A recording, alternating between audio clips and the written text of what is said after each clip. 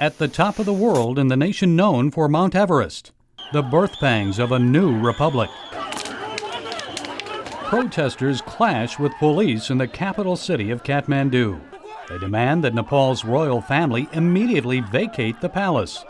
The violence came after Parliament abolished the monarchy that had ruled this Asian nation for more than 2 centuries.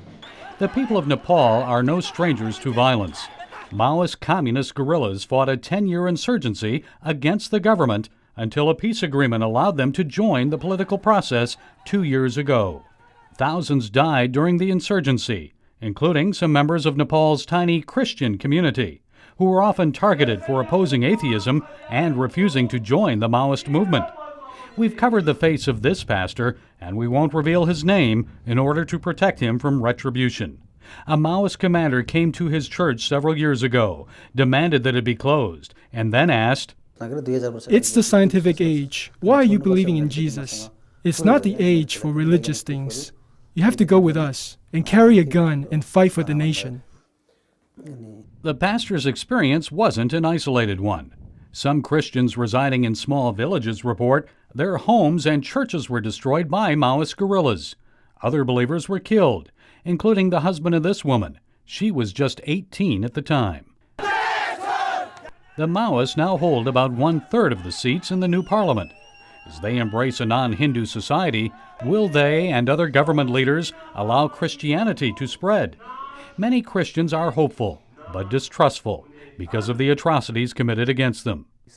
David Aikman, author of the new book, The Delusion of Disbelief, suggests the young republic must allow religious freedom if it expects to move forward. Is essential to political freedom.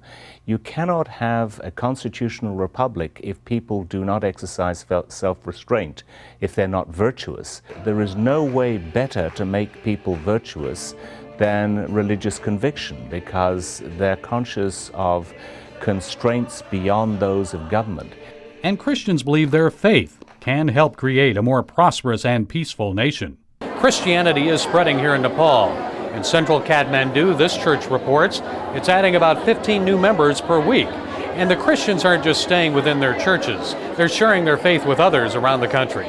And those being won to Christ are paying a high price, more so from radical Hindus these days than from the Maoist communists.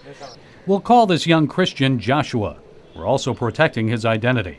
Joshua's father, a Hindu priest, tried to kill him with a knife when he discovered Joshua had become a Christian. Joshua fled unharmed and was forced to live elsewhere because his father disowned him. My father in this world left me, but my Father in heaven will never leave me. He will always love me. And this pastor says Christians in one village grew bolder in their faith after militant Hindus destroyed their church building. They make slogan, Christians have to move from this village, otherwise we will kill. It was really hard, but praise God, God took every care. No one backslide, no one left Christ. They became very strong believers, and they are the one who is working in village now. As for young Joshua, he's determined to return to his village to win family members and neighbors to Christ. He has a message for other aspiring evangelists. If you can go into the world and preach the gospel and what you received from God, share with other people who do not know Christ, who have not worshipped Christ. Whenever the persecution come in your life, do not be discouraged. Just go and ask strength from God, and God will save you. God will guide you in every difficulty. In every difficult situation, keep strong faith in God. Gary Lane, CBN News, Kathmandu, Nepal.